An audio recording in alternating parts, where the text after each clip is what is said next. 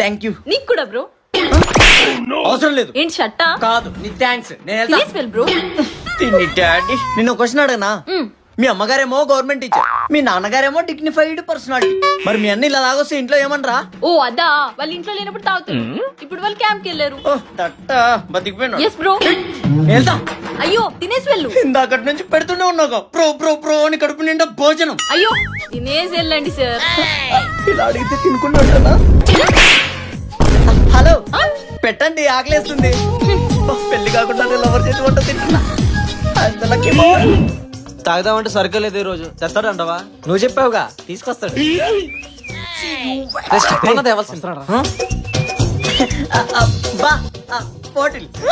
Thanks బా. ఈ bottle water లేకపోవడం వల్ల మందులో సోడా కలుపుకుంటా. నేను పోయి స్టఫ్ తీసుకొస్తా. సరేనా మామ? ఇదొకటి.